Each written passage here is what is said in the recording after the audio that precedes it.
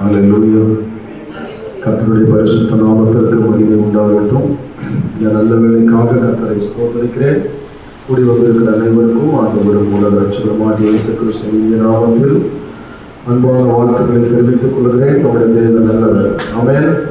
இந்த ஆசீர்வாத பெருவிழாவிலே வெறும் மழை பெய்து ஓய்ந்திருக்கிறது போல நீங்கள் நனைந்து இந்த அருமையான காலை ஆராதனை வேளையிலே அமர்ந்திருப்பதை பார்க்கும்போது சந்தோஷமாக இருக்கிறது. இந்த ஸ்தலத்திலே ஊழியர் செய்யக்கூடிய அருமையான போதகர் கிட்டத்தட்ட 30 ஆண்டுகளாக நாங்கள் நண்பர்களாக, ஊழியர்களாக, சகோதரர்களாக, குடும்பமாக பழகி வர கர்த்தர் கிருபை தந்தபடியினால் தேவனை ஸ்தோத்திரிக்கிறேன். அவருடைய நாமத்திற்கு மகிமை உண்டாகட்டும். அவருடைய வயல் பிரதேசத்திலே வேலை செய்கிற வேலையாட்களாய் அவருடைய சித்தத்தை செய்யும்படி கர்த்தர் எங்களை அழைத்திருக்கிற நோக்கத்தை நிறைவேற்றும்படியால் கர்த்தர் கொடுத்திருக்கிற தருணங்களுக்காகவும் காலங்களுக்காகவும் கர்த்தரை நான் உள்ளத்தினாலத்திலிருந்து துதிக்கிறேன். அவருடைய நாமத்திற்கு மகிமை உண்டாகட்டும். இந்த பெருமாள்புரம் பகுதி கிட்டத்தட்ட 30-35 ஆண்டுகளாக அநேக ஊழியத்தின் பாதையிலே கடந்து வந்த ஒரு பகுதி. குறிப்பாக அருமையான காலம் சென்ற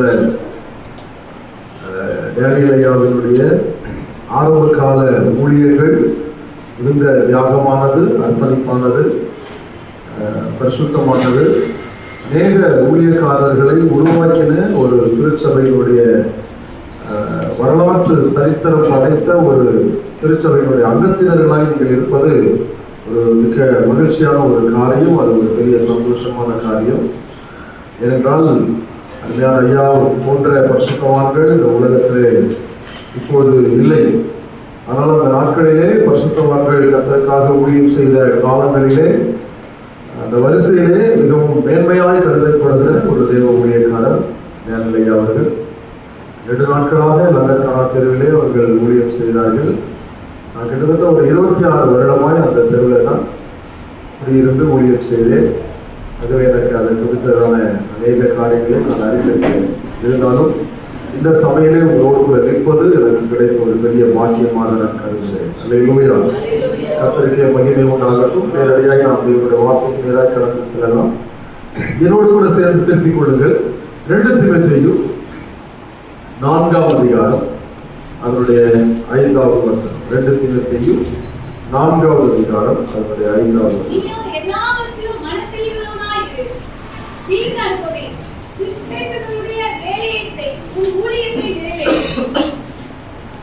ஒரு ஊழியக்காரர்களுக்கு பிரசங்கம் பண்றது மாதிரி ஒரு தேவனுடைய வார்த்தையை நீங்கள் வாசித்தீர்கள். நீயோ எல்லாவற்றிலும் மன தெளிவுள்ளவனாயிரு, தீங்கு அனுபவி, சுவிசேஷகனுடைய வேலையை செய், ஊழியத்தை நிறைவேற்று. இது நம்ம ஊழியக்காரர்களுக்காக சொல்லப்படுகிற ஒரு செய்தி என்று நீங்கள் அதெல்லாம் எடுத்துக்கொள்ளலாம். ஆனால் இது ஒரு திருச்சபைக்கு அவசியமான ஒன்று. அதைத்தான் இந்த நாளிலே கர்த்தர் நம்மோடு கூட இடைப்பட போகிறார். இந்த வசனத்திலிருந்து நான் ஒரு 3 R சொல்லப்படுறேன். 3 R என்னென்ன காரியங்களை கர்த்தர் நம்முடைய வாழ்க்கையில் எதிர்பார்க்கிறார்? தேவன் நம்மை அழைத்ததனுடைய நோக்கம் என்ன? நம்முடைய ஊழியத்தை குறித்து அல்லது நம்முடைய சபையை குறித்து நமக்கு கொடுக்கப்பட்ட தரிசனத்தை குறித்து தேவன் வைத்திருக்கிற அந்த விலையேற பெற்ற மகிமையான காரியம் என்ன என்பதை நாம் அறிந்து கொள்ளும்படியாக இந்த நாளிலே கர்த்தர் நமக்கு உதவி செய்வார். குறிப்பாக அப்போஸ்தலனாகிய பவுல் அநேக ஊழியக்காரர்களுக்கு உதாரணமாக அநேக ஊழியக்காரரை பயன்படுத்தின ஒரு தேவனுடைய மனுஷன் என்று சொல்லலாம், உருவாக்கின ஒரு தேவ மனுஷன் சொல்லலாம். பவுலை போல நம்மால் இந்த உலகத்தில் ஊழியர் செய்ய முடியாது. ஆனால் இன்றைக்கு பவுலை காட்டிலும் ஆண்டவருடைய பெரிதான கிருபையினாலே தேவ சுவிசேஷத்தை, தேவ ஊழியத்தை செய்ய அநேகர் அழைக்கப்பட்டிருக்கிறார்கள். புறஜாதியாக இருந்து அழைக்கப்பட்டிருக்கிறார்கள். ஆகவே கர்த்தர் நல்லவர், நம்மை அப்படிப்பட்ட பாதையிலே பயன்படுத்துவாராக போகட்டும். இந்த வசனத்திலே இந்த முழு அதிகாரத்தில் ஒரு சில காரியங்களை நான் உங்களுக்கு சுட்டிக்காட்ட விரும்புகிறேன். முதலாவது, பவுல் அப்போஸ்தலன் தேவனுடைய ஊழியத்தை செய்யக்கூடிய ஒரு வாஞ்சையை ஜனங்களுக்கு போதிக்கிறார். நான் தேவனுக்கு முன்பாகவும் உயிரோடு இருக்கிறவர்களையும் மரித்தவர்களையும் நியாயத்திற்க போகிற கர்த்தராகிய இயேசு கிறிஸ்துவுக்கு முன்பாக அவருடைய பிரசன்னமாகுதலையும் அவருடைய ராஜ்யத்தையும் சாட்சியாக வைத்து கட்டளையிடுகிறதாவது என்று முதல் வசனத்தில் குறிப்பிடுகிறார். என்ன சொல்றாருன்னா, நான் தேவனுக்கு முன்பாகவும் உயிரோடு இருக்கிறவர்களையும் மரித்தவர்களையும் நியாயம் தீர்க்க போகிற கர்த்தராகிய இயேசு கிறிஸ்துவுக்கு முன்பாக அவருடைய பிரசன்னமாகுதலையும் அவருடைய ராஜ்யத்தையும் சாட்சியாக வைத்து கட்டளையிடுகிறதாவது ஒரு காரியத்தை சொல்றாரு. என்ன கட்டளை எடுக்கிறார்? சபைக்கு நிறைய கட்டளைகள் இருக்கு. சபைக்கு இந்த ஒழுங்குமுறைகள் இருக்கு. நிறைய விதமான சில சபைகள் சில கட்டுப்பாடுகள் இருக்குது. அந்த கட்டுப்பாடுகளுக்கெல்லாம் அப்பாற்பட்டு கிரியை செய்கிற ஒரு காரியத்தை இன்றைக்கு நான் உங்கள் மத்தியில குறிப்பிட விரும்புகிறேன். அதைத்தான் நான் செய்தியாக எடுத்துக்கொண்ட இந்த 4வது வசனம் 3:6 என்கிற அந்த வார்த்தையை சொல்லிட்டு நான் முடிக்க விரும்புகிறேன்.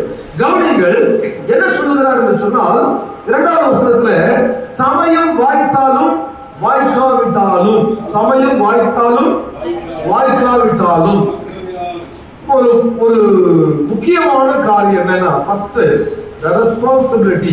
சொல்லுங்க, the responsibility. அதாவது தேவன் நம்முடைய பிள்ளைகளிடத்தில் விரும்புகிற முதல் என்னன்னா ரெஸ்பான்சிபிலிட்டி. கர்த்தருக்கு அவருக்கு என்று சமயம் வாய்த்தாலும் வாய்க்காவிட்டாலும், சமயம் கிடைத்தாலும் கிடைக்காவிட்டாலும், நீங்கள் கர்த்தருக்கு ஏதோ ஒரு காரியத்தில் பிரயோஜனம் உள்ளவர்களாய் உங்களை நீங்கள், அதாவது தேவனுக்கு முன்பாக எப்படி நிறுத்திக் கொள்ள வேண்டும் என்று சொன்னால், பொறுப்புள்ளவர்களாய் நிறுத்திக் கொள்ள வேண்டும். ஆமென், அல்லேலூயா.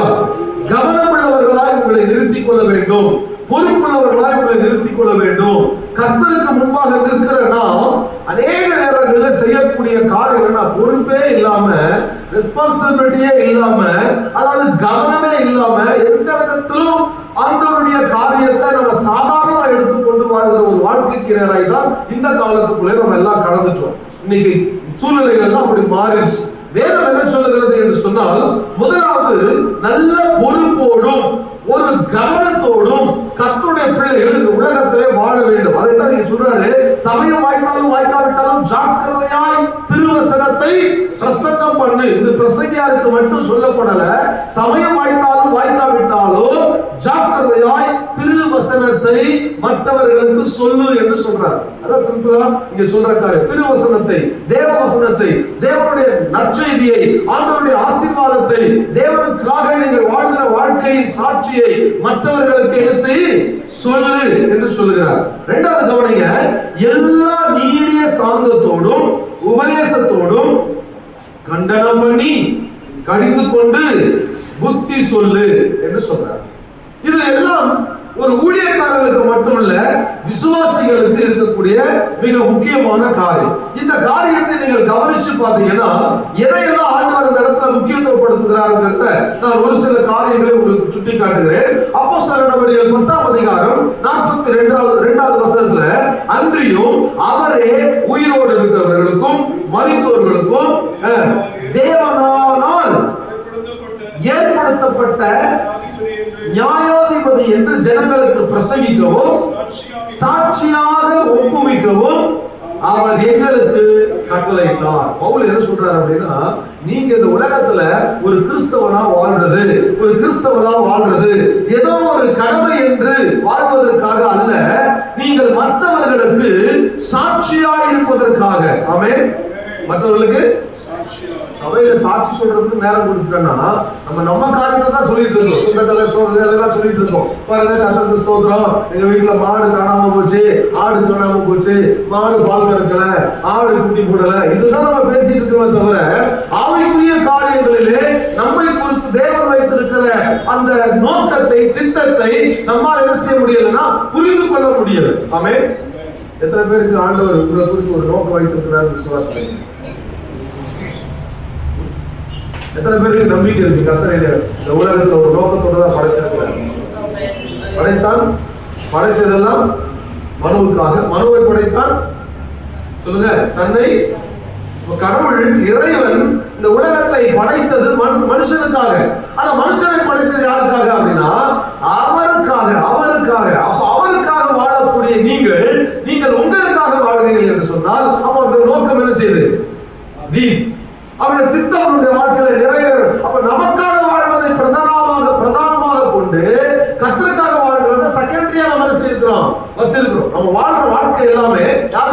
இந்த ஆசீர்வாத பெருவிழாக்கு வந்துட்டோம் அப்படின்னா ஆண்டவர் நம்மளை நல்லா ஆசீர்வதிக்கணும், நம்மளுடைய கை பிரயாசத்தை ஆசீர்வதிக்கணும், வானத்தை திறந்து அப்படியே இடப்படாமல் போக மட்டும் நம்ம என்ன செய்யணும், வர்த்திக்க பண்ணணும் அப்படின்னு தான் நம்ம ஜெபிக்கிறோமே தவிர என்னை கொண்டு கடவுளுக்கு என்ன பிரயோஜனம்னு கேட்கிறோமா?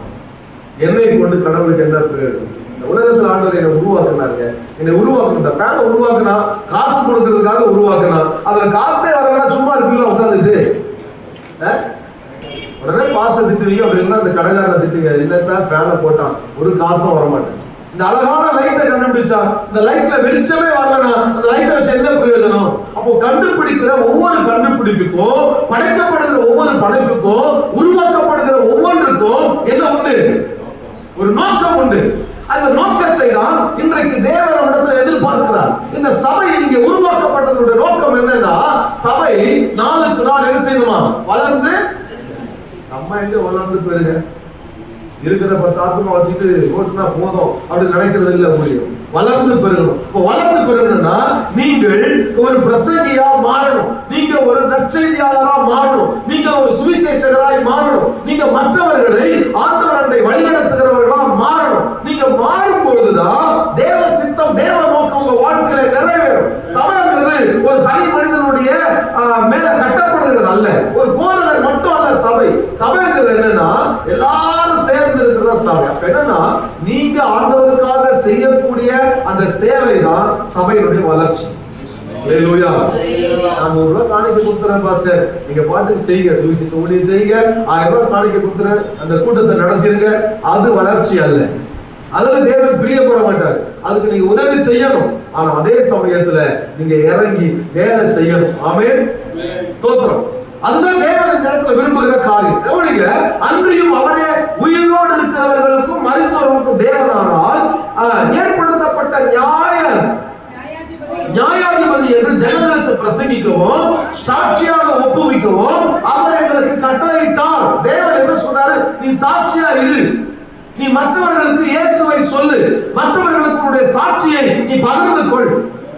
1 தீமோத்தேயு 5ஆம் அதிகாரத்துல 21வது வசனம் இப்படி சொல்லுகிறது, நீ பட்சபாதத்தோட ஒன்றும் செய்யாமலும் விசாரிக்க முன் நிர்ணயம் பண்ணாமலும் இவைகளை காத்து நடக்கும்படி தேவனுக்கும் கர்த்தராகிய இயேசு கிறிஸ்துவுக்கும் தெரிந்து கொள்ளப்பட்ட தூதருக்கும் முன்பாக உறுதியாய் கட்டளையிடுகிறேன். அழகா சொல்றாரு. என்ன சொல்றாரு பாருங்க, நீ பட்சபாதத்தோட ஒன்றும். நம்ம விசுவாசிகள் ஒருத்தருக்கு ஒருத்தர் பேசுறது இல்லை, ஒருத்தருக்கு ஒருத்தருக்கு என்னது ஐக்கியம் கிடையாது, அன்பு கிடையாது. அவரை பார்த்த உடனே அந்த பக்கம் திரும்பி போயிடுறது, வேற 2 கேட் இருக்கு, இந்த பக்கம் கிழக்கு ஒருத்தர் போனா மேற்கு ஒருத்தர் போறது. இதெல்லாம் இன்றைக்கு ஒருமனப்பாட்டை குலைக்கக்கூடிய காரியம். பட்சபாதத்தோடு ஒன்றும் செய்யாமல் அங்கே சொல்லுகிறார், விசாரிக்கும் முன்னே நிர்ணயம் பண்ணாமல். எந்த காரியத்தை விசாரிக்கிறதுக்கு முன்னாடி என்ன செஞ்சிடாதீங்க, ஆமா நிர்ணயம் பண்ணிடாது. விசாரிக்கிறதுக்கு முன்னாடியே நீங்களே தீர்ப்பு சொல்லிடாதீங்க. என்ன செய்யணும்? விசாரிக்கணும். அதனால கோர்ட்ல ஜட்ஜிக்கு முன்னாடி யார் இருக்கிறா சொல்லுங்க? வக்கீல் இருக்கிறார். ஏன்னா அவர் குற்றவாளியா இருந்தாலும் சரி, நிரபராதியா இருந்தாலும் சரி, விசாரிக்க வேண்டியது யாருடைய வேலை? இயேசு கிறிஸ்து கூட பிதாவாகிய தேவனுக்கு முன்பாக ஒரு வக்கீலா இருக்கிறார். ஆமென். ஏன்னா இதுல நிறைய குற்றவாளிகள் இருக்கிறாங்க, நிறைய நிரபராதிகள் இருக்கிறாங்க. நிரபராதிகள் தண்டிக்கப்படக்கூடாது, குற்றவாளிகள் விடுதலையாக்கப்படக்கூடாது என்பது அந்த வக்கீல் இயேசு கிறிஸ்து நமக்காக பரிந்து பேசுகிற, நமக்காக வழக்காடுகிற அந்த ஜீசஸ் இன்றைக்கும் நமக்கு ஒரு கட்டளை கொடுத்திருக்கிறார். என்னன்னா, நீ விசாரிப்பதற்கு முன்பாக என்ன செய்யாத, நிர்ணயம் பண்ணிடாத. முகத்தை பார்த்து இடம் போன்றாங்க. அவங்க உள்ளத்துல இருக்கக்கூடிய ஏக்கத்தை பாரு, அவங்க உள்ளத்துல இருக்கிற பாரத்தை பாரு, அவங்க உள்ளத்துல இருக்கக்கூடிய பிரச்சனையை பாரு. ஆமென். எல்லாம் பார்க்கிற ஒருவர் இருக்கிறார், அவர் தான் இயேசு கிறிஸ்து. ஹல்லேலூயா. மனுஷனோ முகத்தை பார்க்கிறார், ரொம்ப சிம்பிள், அவ்வளவுதான். நீங்க நானும் செய்யறது என்ன? மனுஷன் முகத்தை பார்க்கிறார், நான் கர்த்தரோ இருதயத்தில் இருக்கக்கூடிய அந்த பாரத்தை அறிகிற ஒரு தேவன் இருக்கிறார். ஆமென். ஹல்லேலூயா. என்ன இதுக்கெல்லாம் என்ன காரணம்னா, அந்த பொறுப்போடு அவர் அக்கறையோடு கூட செயல்படுகிற அந்த செயல், அதான் ரெஸ்பான்சிபிலிட்டிங்கிறது. கிறிஸ்து உங்களுக்காக அப்படி ஒரு பொறுப்பு எடுக்கணும்னு வைங்களேன், நாம எல்லாம் பாவியாக தான் இருந்திருப்போம், நம்ம எல்லாம் குற்றவாளிகளாக தான் இருந்திருப்போம். இன்னைக்கும் நம்ம செய்யக்கூடிய ஒவ்வொரு தப்பிதங்களுக்கும் நமக்காக பரிந்து பேசுகிற ஒருவர் இருக்கிறார், நமக்காக வழக்காடுகிற ஒருவர் இருக்கிறார், நமக்காக நியாயம் செய்கிற ஒருவர் இருக்கிறார், நமக்காக அந்த பிதாவிடத்திலே ஒவ்வொரு காரியத்தையும் அவர் சிந்தின ரத்தத்திற்காக இன்றைக்கும் அவரோடு பேசிக் கொண்டிருக்கிறார். அல்லேலூயா.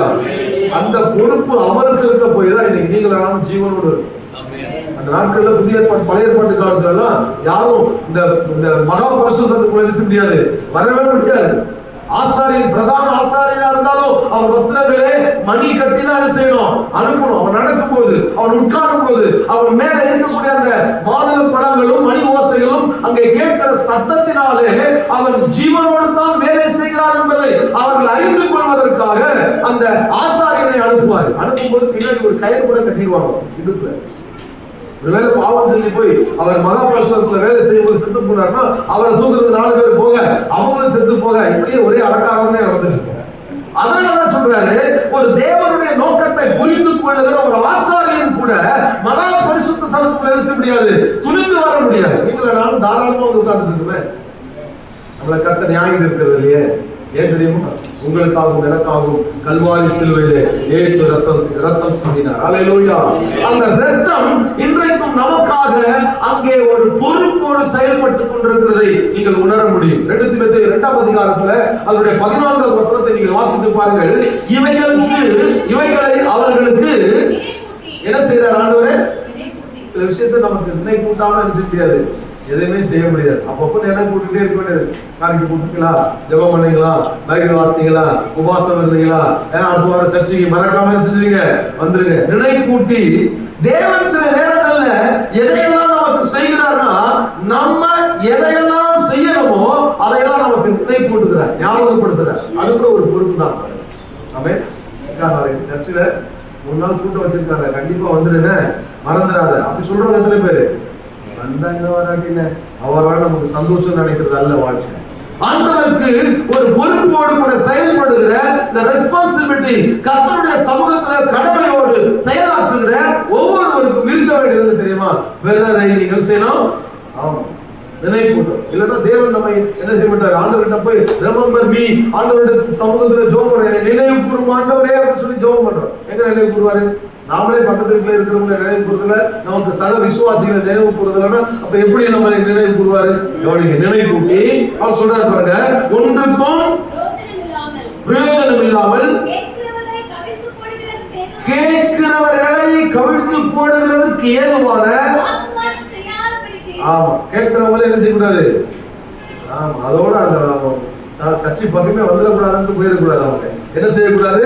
அவர்களை, ஆமா, கேட்கிறவர்களுக்கு பிரயோஜனம் இல்லாம கேட்கிறவர்களை கவிழ்த்து போடுகிறதுக்கு ஏதுவான வாக்குவாதம் செய்யாதபடிக்கு கர்த்தருக்கு முன்பாக அவர்களுக்கு, ஆமென், அல்லேலூயா, ரொம்ப ரொம்ப ஜாக்கிரதையோடு ரொம்ப அழகா நம்முடைய வார்த்தையை பவுல் அந்த திருச்சபைக்கு எழுதுகிறார். திருச்சபையில் இருக்கக்கூடிய மக்களுக்கு எழுதுகிறார். என்ன செய்யணும் அப்படின்னா, எவ்வளவுக்கு எவ்வளவு ஒரு சபையில விசுவாசி தேவ சித்தத்தை செய்ய ஒரு பொறுப்போடு நடந்து கொள்ளுகிறார்களோ அந்த அளவுக்கு அவங்க மேல கர்த்தர் செய்யறாரு, அவர் கரிசனையோடு பொறுப்போடு இருக்கிறார். அதே பாருங்க 4வது அதிகாரம் அதனுடைய 8வது வசனத்தை வாசிங்க.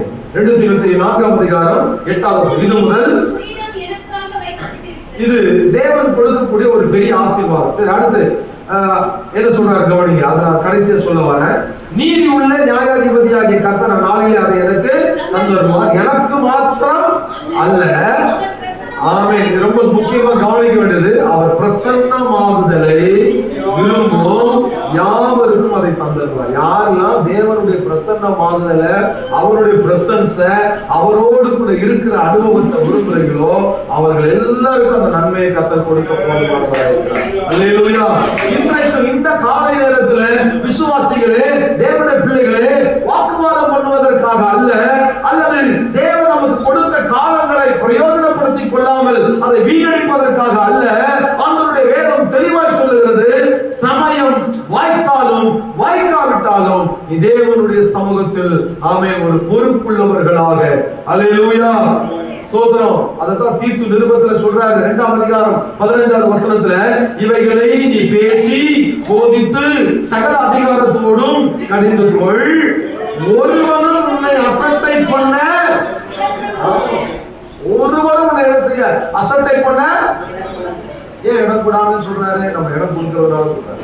இடம் கொடுக்கிறதுனால நிறைய பேர் நம்ம என்ன செய்யறாங்க, நம்ம பேசினாலே சிலருக்கு ஆகாது, நம்ம பேசினாலே சிலருக்கு பிடிக்காது, நம்ம பேசினாலே அவங்களுக்கு என்ன செய்யும், தங்களை அறியாமலே ஒரு விதமான எரிச்சல் வந்துடும். அதனால நம்ம அநேக நேரங்கள்ல மற்றவங்களுக்கு பிடிக்காது. ஆனா ஒண்ணு தெரிஞ்சுக்கிறீங்க, உலகத்துல இருக்கிற 1000 பேருக்கு உங்களை பிடிக்கலனாலும் அவன் உலகத்தை உண்டாக்குற ஒருத்தருக்கு உங்களை பிடிக்கும். ஆமென். உங்களுக்கு இந்த சபையில இருக்கக்கூடிய 10 பேர் உங்களை விரோதிச்சு ஒருவர் உங்களை நேசிக்கிறாங்கன்னா நீங்க பாக்கியவான்கள், பாக்கியவதிகள். ஏன் தெரியுமா, அந்த ஒருவர் இயேசுவை நேசிச்சிருப்பாங்க, அதனாலதான் உங்களை நேசிக்கிறாங்க. வேதம் என்ன சொல்லுகிறது, நீ கர்த்தருக்காக உன்னை ஒருவரும் அசட்டை பண்ணுவதற்கு இடம் கொடுக்காதே, நீ தேவனுடைய பிள்ளை என்பதை எல்லா இடங்களிலும் நிரூபிக்கத்தக்கதாக.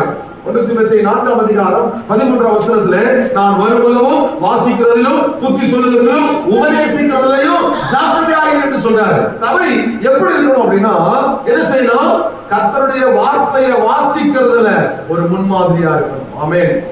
இன்று வேதம் வாசித்தீர்களா? வீட்டுல நல்லா அழகா போட்டு வச்சிருப்பான பைபிளே படிக்கிறது கிடையாது. இன்று வேதம் வாசித்தீர்களா? இன்று ஜெபித்தீர்களா? இந்த வீட்டின் தலைவர் இயேசுவே இவ்வீட்டின் தலைவர். அவர் தலைமையில தான் சண்டை நடக்குது, அவர் தலைமையில தான் வாக்குவாதம் நடக்குது, அவர் தலைமையில தான் எல்லாமே, இல்லையா? கல்யாணம் நடந்தா கூட நம்ம அவர் தலைமையில தான் கல்யாணம் நடக்கணும். இந்த காரியம் கர்த்தரால், அதுக்கு முன்னாடியே பொருத்தம் பார்த்து, ஜாதகம் பார்த்து, நம்ம பேர் பொருத்தம், அப்புறம் நாள் பொருத்தம், இல்லையா? இது முகூர்த்த நாளா பாருங்க பாஸ்டர், பாஸ்டர் தான் பார்க்கணும். பாஸ்டர் முகூர்த்த நாள் பார்க்க தெரியுமா? ஐயா உங்களுக்கு தெரியுமா? தெரியாது, எனக்கு தெரியும். உடனே என்ன செய்யும், ஒரு கேலண்டர் எடுத்து பின்னாடி பார்த்தா முகூர்த்த நாள் போட்டிருப்பான். அந்த நாளாக பார்க்குறது. அந்த நாள் பார்த்தீங்கன்னா மண்டபம், எல்லா மண்டபம் புக் ஆயிடும். அந்த நாளில் மார்க்கெட்டுக்கு போனீங்கன்னா எல்லா காய்கறியும் ஆமா ரொம்ப அதிகமாக இருக்கும். நான் சொல்லுவேன், முகூர்த்த நாளில் நீங்கள் கல்யாணம் வச்சீங்கன்னா, இந்த நாளில் கல்யாணம் வச்சீங்கன்னா 1 லட்ச ரூபாய் கல்யாணம் முடிச்சீங்கன்னா 10 லட்ச ரூபாய் செய்யணும், செலவு பண்ண வேண்டியிருக்கு. அதே முகூர்த்த நாள் இல்லாம நான் ஒரு நாள் சொல்றேன், அந்த நாளில் வச்சீங்கன்னா மண்டபம் ஃப்ரீயா கிடைக்கும். கரண்ட் பில் மட்டும் கொடுத்தா போதும். எந்த மண்டபம் அப்படி இருக்கு? பிபிஎல் போய் நான் வாங்கி தரேன் வாங்க, செல்வி கல்யாணத்தை வாங்கி தரேன் வாங்க. ஏங்க, நாங்க 4 நாள் கன்வென்ஷன் நடத்தும் போது இப்படி முகூர்த்தமே இல்லாத நாளை பார்த்து நாங்க கன்வென்ஷன் வச்சு செல்வி மகால்ல வெறும் கரண்ட் பில் தாங்க கொடுத்துருக்கேன் நானு. உங்களுக்கு தெரியுமா? உங்களுக்கு பிபிஎல் மண்டபத்துல கட்டின புதுசுல இருந்தே அப்படிதான். அந்த மண்டபத்துக்கு வாடகை அவ்வளவு 1000 கணக்குல இருந்துச்சு. வெறும் கரண்ட் பில் தான் கட்டுவேன், மெயின்டெனன்ஸ் சார்ஜ் கொடுப்பேன், அவ்வளவுதான். ஏன் தெரியுமா? நீங்க ஆண்டவருடைய பிள்ளையா வரும்போது, உண்மையாகவே நீங்கள் கர்த்தருடைய வார்த்தையை வாசிக்கும் போது, கர்த்தருடைய சித்தத்தை செய்ய உங்க வாழ்க்கையை அர்ப்பணிக்கும் போது, உலக பிரகாரமான காரியத்தை என்ன செய்ய மாட்டீங்க. ஆமா, நிறைய நேரங்கள்ல நம்ம எல்லாம் வாசகம் மட்டும்தான், வெறும் எழுத்தா மட்டும்தான் நம்ம வச்சிருக்கிறோமே தவிர அந்த வார்த்தை நமக்குள்ள என்ன செய்யறது இல்ல, கிரியை செய்யறது. நம்ம எல்லாரும் எப்படி இருக்கிறோம் அப்படின்னா, பரிசேயர்களாகவும் சொல்லுங்க, சதுசேயர்களாகவும் இருக்கும். பரிசேயர்கள் என்ன செய்வாங்க அப்படின்னா, எழுதப்பட்ட வார்த்தையை முக்கியத்துவப்படுத்திக்கிட்டே இருப்பாங்க. இது இப்படி இருக்க, இப்படி எழுதியிருக்க அப்படிம்பாங்க. அதோட உள் கருத்து என்னங்கிறத மனசுல வாங்கவே மாட்டான், கடைபிடிக்கவே மாட்டான். உள் கருத்துக்கு ஆமா கடைபிடிக்க மாட்டான். எழுதப்பட்ட வசனத்தை மட்டும்தான் பேசுவானே தவிர அது எந்த நோக்கத்தோடு எழுதப்பட்டதுங்கிற காரியத்தை பரிசீலனை செய்ய மாட்டான், கவனிக்க மாட்டான். அதே மாதிரி சன்மார்க்கர் இருக்கிறாங்க. சன்மார்க்கர் அப்படியே வார்த்தையாகவே ஏற்றுக்கொண்டு அப்படியே நடக்கிறவங்க. எறும்புக்கும் என்ன செய்ய மாட்டாங்க, துரோகம் பண்ண மாட்டான். நடந்து போனா கூட ஒரு என்ன செய்யக்கூடாது, ஒரு எறும்பை மிதிச்சிடக்கூடாதுன்னு நினைப்பான். சன்மார்க்கர். துன்மார்க்கர் இருக்கான், எல்லாம் செய்வான், கோயிலுக்கு வந்துடுவான், எல்லாம் செய்வான். ஆமையர் அவையல்வா தோற்றமா ஆத்திரமும் வரும் அவனுக்கு. அவன் பேரு துன்மார்க்கர். ஆனா நீங்களும் நானும் நீதிமான்களாய், இயேசுவின் ரத்தத்தினால் மீட்கப்பட்ட நீதிமான்களாய் மாற்றிருக்கிறோம். அப்போ இந்த நீதிமான்களுக்கு என்ன பொறுப்பு இருக்கு? ஒரு ரெஸ்பான்சிபிலிட்டி. அல்லேலூயா. முதல் R என்னன்னா ரைச்சஸ்னஸ். நீதிமான்கள் என்று சொல்லக்கூடிய உங்களுக்கு ஒரு பொறுப்பு, ஒரு ரெஸ்பான்சிபிலிட்டி. கர்த்தர் எனக்கு கொடுத்த அபிஷேகம், கர்த்தர் எனக்கு கொடுத்த வரம், கர்த்தர் எனக்கு கொடுத்த சபை, கர்த்தர் எனக்கு கொடுத்த உத்தியோகம், கர்த்தர் எனக்கு கொடுத்த வருமானம் எதெல்லாம் இருக்கணும்?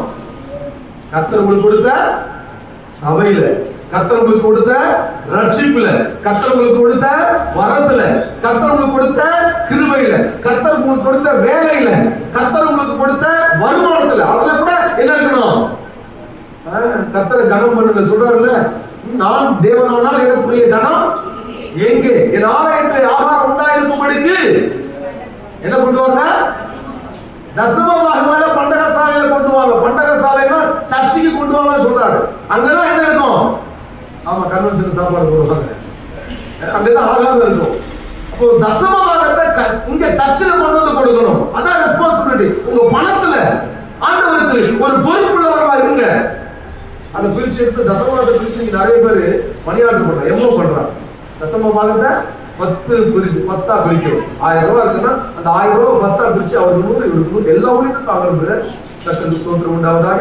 நான் எல்லா ஊழியத்தையும் ஆமா நான் இந்த அந்த ஊழியத்தை தாங்க, கிராம ஊழியத்தை தாங்க, இந்த எல்லா ஊழியத்தையும் தாங்க. ஆனா எனக்கு கொடுக்கப்பட்ட சபையில எனக்கு என்ன இல்லை, எந்த பொறுப்பே இருக்காது. கர்த்தர் கொடுத்த தேவ சபையில தேவ ஆலயத்துல நமக்கு என்ன இருக்கணும் அப்படின்னா, நம்முடைய ஊழியத்துல, நம்முடைய கிருபையில, நம்முடைய வரங்கள்ல நமக்கு கொடுக்கப்பட்ட சின்ன சின்ன வேலையா இருக்கலாம். அட்லீஸ்ட் சாதாரணமா இந்த கூட்டுற வேலையா கூட இருக்கலாம். அது ஒரு உங்களுக்கு கொடுக்கப்பட்ட ஒரு பொறுப்பு. இந்த பொறுப்புல ரெஸ்பான்சிபிலிட்டியா இல்லைன்னா, இன்னைக்கு நான் வரல பாஸ்டர் அந்த அக்கா கிட்ட சொல்லியிருக்கேன், அது அப்படியே குப்பையா கிடக்கும்.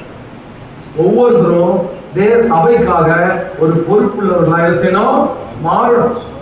அப்படி மாறினாதான் கர்த்தர் உங்கள் வாழ்க்கையை உங்களை பொறுத்து தேவன் வைத்திருக்கிற நோக்கத்தை நிறைவேற்றுவார். நான் வருமளவோ இதுல என்ன சொல்றாரு பாருங்க, வாசிக்கிறதுல, புத்தி சொல்றதுல, உபதேசத்துல, இது மூணுமே ரொம்ப முக்கியமானது.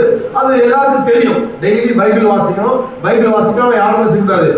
ஒரு கிறிஸ்தவன் அப்படின்னா கிறிஸ்டியன் எத்திக்ஸ்லயே மெயினா இருக்கக்கூடியது பிரேயரும் பைபிள் ரீடிங். இந்த ரெண்டு தான். இந்த ரெண்டும் தவிர்த்து நீ கிறிஸ்தவனா இருந்து என்ன இல்லை, பிரயோஜனம் கிடையாது.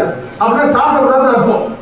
என்ன செய்யக்கூடாது, சாப்பாடு எடுத்து வாயில வைக்கும் போது ஜபம் பண்ணினா அல்லது பைபிள் வாசித்தனா அப்படின்னு நினைக்கணும். செய்யலன்னா அப்படியே தட்டில் போடணும்.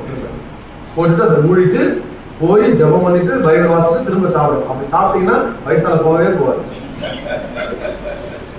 கண்டிப்பாக நீங்க செஞ்சு பாருங்களேன், அப்படி வாங்கவே ஆகாது. நல்லா செரிக்கும். டைஜஷன் ப்ராப்ளம் செய்யாது. அப்ப ஒரு டைஜன் போடணும் அப்படின்னு அவசியம் இருக்காது. அதே மாதிரி அந்த சாப்பிட்டதனால உங்களுக்கு வயிற்று உபாதைகள் எதுவும் செய்யாது. ஆமா, ஒண்ணுமே வராது. ஏன்னா தேவனுடைய வேதம் சொல்லுகிறது, நான் வருமளவும் அப்படின்னா பவுல் சொல்றாரு அவர் வருமளவுன்னு. ஆனா நான் சொல்றேன், கர்த்தராகிய இயேசு கிறிஸ்து வருகிற வரைக்கும் வேதத்தை வாசித்துக் கொண்டே இருக்க வேண்டும். ஹல்லேலூயா. எதுல உங்களுக்கு ஆண்டவர் பொறுப்பு கொடுத்திருக்கிறாருன்னா, அட்லீஸ்ட் ஒரு கிறிஸ்தவனா வாழ்ற உங்களுக்கு இந்த வேதத்தை நேசிக்க, வேதத்தை வாசிக்க ஆண்டவர் ஒரு பொறுப்பு கொடுத்திருக்கிறார். அதை டெய்லி என்ன செய்யணும், அதுக்கான அருமையான நிறைய புக்ஸ் அனுப்புறாங்க, டெய்லி பிரெட் அப்படின்னு சொல்லி. அதை டெய்லி என்ன செய்வாங்க, வீட்டுல சிலர் வாங்கி வச்சிருப்பாங்க, சிலர் வாசிப்பாங்க, சிலர் வீட்டுல வாங்கி வச்சதோடு அப்படியே என்ன செய்வாங்க, நம்ம கூட பிரெட் வாங்கணும், வாங்கினா ஒரு நேரம் தான், அதை அடுத்த 2 நாள் வச்சிருந்தீங்கன்னா அது என்ன செய்யும். ஆமா, ஆனா இந்த டெய்லி பிரெட் அப்படி கிடையாது. நீங்க வாசிக்க வாசிக்க வாசிக்க அது உங்க வாழ்க்கையை மாற்றிக்கொண்டே. ஒருவேளை நீங்க வாசிக்காமலே விட்டா கூட அது மற்றவங்களுக்கு பிரயோஜனமா இருக்கும். உங்களுக்கு அப்படியே இருந்தாலும் மற்றவங்களுக்கு பிரயோஜனமா இருக்கும். வேதம் ரொம்ப அழகா நம்முடைய பிள்ளைகளை நடத்துது. தீத்து புஸ்தகம் 1ஆம் அதிகாரம் 11ஆம் வசனத்துல இந்த சாட்சி நான் சொன்னேன், நீங்க நம்ம வாழ்ற வாழ்க்கை இந்த சாட்சி எப்படி இருக்கணுமா? ஆமென், ஹல்லேலூயா சொல்லுங்க. உண்மையுள்ள மனுஷன். எத்தனை பேர் உண்மையா இருக்கிறீங்க? சபைக்கு உண்மையா இருக்கீங்களா? பாஸ்டருக்கு உண்மையா இருக்கீங்களா? உங்க வீட்டுல உண்மையா இருக்கீங்களா? உங்க கணவருக்கு உண்மையா இருக்கீங்களா? மனைவிக்கு உண்மையா இருக்கீங்களா? பெற்றோர் உங்க பிள்ளைகளுக்கு உண்மையா இருக்கீங்களா? பிள்ளைகள் பெற்றோருக்கு உண்மையா இருக்கீங்களா? இன்னைக்கு இப்படி எடுத்துக்கிட்டோம்னா நிறைய இடத்துல என்ன இருக்கு, ஓட்டை இருக்கு. திறப்பில் இருக்கவும் சுவரை கிடைக்கவும் யாரையும் நான் தேடுவேன், எல்லாரும் தேடிட்டு தான் இருக்கிறாங்க. ஏன்னா எல்லாருக்குள்ள என்ன இருக்கு, ஓட்டை இருக்கு. எல்லாருக்குள்ள என்ன இல்ல, உண்மையுள்ள மனுஷன் பரிபூர்ண ஆசீர்வாதங்களை. ஆண்டவர் ஒரு ஒரு பொறுப்பு கேட்கிறார், ஒரு பொறுப்பை எதிர்பார்க்கிறார்னா அவர் கொடுத்த வாழ்க்கையில என்னது உண்மை. அவர் கொடுத்த வாழ்க்கையில எத்தனை வருஷம் கொடுத்திருக்கிறார்? கர்த்தருக்கு ஸ்தோத்திரம். 80 வருஷம் கொடுத்திருக்கிறார் இல்லையா? 70 வருஷம் லிமிட், அடுத்து 80 வருஷம் அன்லிமிட். அந்த 10 வருஷம் உங்களுக்கு ஆண்டவர் கிருபையா ஈவா கொடுக்கிற வருஷம். கவனிங்க, இப்ப நீங்க ஆண்டவருக்கு உண்மையா இருந்தா நீங்கள் பரிபூர்ண ஆசீர்வாதத்தை பெறுவீர்கள். அப்படின்னா 80க்கு மேல இருப்பீங்கன்னு அர்த்தம். உண்மையா இல்லைன்னு வைங்க, கஷ்டம் தான். ஏன்னா உண்மையுள்ள மனுஷன் பரிபூர்ண ஆசீர்வாதங்களை பெறுவான் பைபிள் சொல்லுது. அப்ப உண்மை இல்லாத மனுஷன் கொஞ்சம் கூட பெற மாட்டான் அப்படின்னு அதோட அர்த்தம். கவனிச்சு பாருங்க, ஆண்டவர் நமக்கு கொடுத்த எத்தனையோ காரியங்கள்ல உண்மையற்றவர்களாய் நம்ம வாழ்ந்திருக்கிறோம். உண்மை இல்லாதவர்களாய் வாழ்ந்திருக்கிறோம். இந்த வேதம் சொல்லுகிறது, நீ சாட்சியா இருக்கணும்னா, கர்த்தருக்காக நீ எல்லாவற்றிலும் தேர்ச்சி அடையணும்னா உண்மையா இரு. அது மாத்திரம் இல்ல, கீழே சொல்றாரு பாருங்க, இது முகாந்தரமாக அவர்கள் யூதர்களுடைய கட்டுக்கதைகளுக்கும் சத்தியத்தை விட்டு விலகிற மனுஷனுடைய கற்பனைகளுக்கும் செவி கூடாமல். அப்ப என்ன அர்த்தம்? அன்றைக்கு இருக்கக்கூடிய ஜனங்கள் இந்த சபையில ஆண்டவர் சொல்றாரு, அந்த உண்மையா இருன்னு சொல்லிட்டு இது முகாந்தரமாக அவர்கள் யூதருடைய கட்டுக்கதைகளுக்கும், யூதர்களுக்கே கட்டுக்கதை இருக்குன்னா அப்ப புறஜாதியாருக்கு இருக்காதா? கதை இருக்காதா? பவுல் சொல்றாரு, உங்கள் புலவர்கள் சிலர் கூட இப்படி சொல்லி இருக்கிறார்கள் அப்படின்னு சொல்றாரு. இல்லையா? அப்போஸ்தலர் நடவடிக்கைகளை பார்க்கிறோம். இப்ப புலவர்கள் எல்லாம் கட்டுக்கதை நிறைய எழுதி இருக்கிறாங்கன்னு அர்த்தம். நிறைய வேதங்கள் இருக்குது. அந்த வேதங்கள்ல அநேக கதைகள் எல்லாம் இருக்கு, சொல்லப்பட்டிருக்கு. ஆனா சத்திய வேதத்துல, இங்க சொல்லப்பட்டிருக்கிற இந்த சத்திய வேதத்துல அவன் உண்மை மாத்திரம் தான் இருக்கு. அல்லேலூயா. இதுல என்ன இருக்காது? கட்டுக்கதை இருக்கு. நிறைய பேர் இந்த புலவர்கள்லாம் நிறைய பாட்டு பாடிருக்கிறாங்க. அந்த பாட்டு பாடுறதுல நிறைய கதைகள்லாம் எழுதியிருக்கிறாங்க. அந்த கதைகள்லாம் யூதர்களுடைய கதையை, யூதர்களுடைய சரித்திர கதையை அவர்கள் அப்படியே உல்டா பண்ணி எழுதியிருக்கிறாங்க. இவங்க ஒரு கதை எழுதியிருக்கிறாங்க. நீங்க இஸ்லாம் மார்க்கத்தினுடைய அந்த பகுதியெல்லாம் கவனிச்சு பார்த்தீங்கன்னா, யூத மார்க்கத்தில் இருக்கக்கூடிய சத்தியங்கள் தான் அவங்க வந்து கோட்பாடுகளாகவே வச்சிருக்கிறாங்க. யூத சட்ட திட்டங்கள் தான் அவங்களுக்கு கோட்பாடுகளாகவே இருக்குது. இந்த மாதிரி நிறைய மார்க்கங்கள், மதங்கள் என்று எடுத்துக்கொள்கிற எல்லாத்துக்கும், ஆனா கடைசியில அவங்க எல்லாரும் ஒரு முக்தி அடைஞ்சு ஒரு நிலைக்கு வந்த போது பாத்தீங்கன்னா, ஒரு மெய் ஞானத்தை தேடி தேடி தேடி தோற்று போயிருக்காங்க. ஒரு மெய் ஞானத்தை தேடி தேடி தோற்று போயிருக்காங்க. அகத்தியர் முனிவர், நம்ம அகஸ்தியர் கோயிலுக்கெல்லாம் வரீங்க, இங்க பாவராசத்துக்குலாம் வரீங்கல்ல, அகத்தியர் முனிவர் ஒரு பாட்டு எழுதியிருக்கிறார். கடைசியில் ஒரு அத்தியாயம் எழுதியிருக்கிறார். அத்தியாயத்தில் எழுதுறாரு, வணங்குவாய் ஜெகஜோதி ஒருவராகி வானிலத்தில் ஒரு நொடியிலே வகுத்து குவளையத்தை தான் உதித்து சனமான சம்சாரம் ஒன்று இல்லாமல் சன்னியாசம் என்று அன்பான சித்தர்களை எடுத்து காட்டி அகண்டத்தனம் சென்றவனை அண்டுவாயே அப்படின்னு சொல்லி ஒரு பாட்டு எழுதிக்கிறார். எப்ப எழுதுறாருன்னு பாத்தீங்கன்னா, கடைசியில கடவுளை தேடி தேடி தேடி உண்மை வழி எது என்று அதை நாடி ஒன்றுமே கிடைக்காத ஒரு சூழலிலே கடைசியாய் அவருக்கு ஒரு செய்தி, ஒரு சத்தம் கேட்டிருக்கிறது. அந்த அசரீரி சத்தத்துல அவருக்கு வந்த ஒரு பாடல் தான் இந்த பாடல், வணங்குவாய் ஜெகஜோதி ஒருவனாய். இந்த உலகத்துல ஜோதிமயமான ஒளியான ஒரு கடவுள் இருக்கிறார். மனிதா, மானிடா, அவரை வணங்கு. யார் உலகத்துல ஒளியா இருக்கிறான்னு ஏதாவது வேதத்துல இருக்கா? ரிக்ல இருக்கா? 4 வேதங்கள், ரிக்கு, சாமம், எசூர், அதர்வனம், அடிஷனல் சாங்ஸ், அதெல்லாம் அதர்வனம். அதாவது என்னன்னா, பிரயாணத்துல போகும்போது சும்மா போடாடா, ஒரு காலம் கொடுத்து பாடிட்டு போடான்னு சொல்லி இதை எழுதினாங்க. இதெல்லாம் நீங்க அந்த வேதங்களை படிச்சு பாத்தீங்கன்னா, எங்கேயுமே இந்த பாடலுடைய அர்த்தம் சொல்லப்படல, இந்த பாடலுடைய கருத்து சொல்லப்படல. என் வேதம் சொல்லுகிறது, ஆமென், உலகத்திற்கு இதோ ஒளியாய் இருக்கிறேன் என்று இயேசு சொன்னார். அல்லேலூயா. அவர் தான் இந்த உலகமாகிய குவளையத்துல உதிச்சார். குவளையம்னா உலகம். குவளையம்னா என்னது?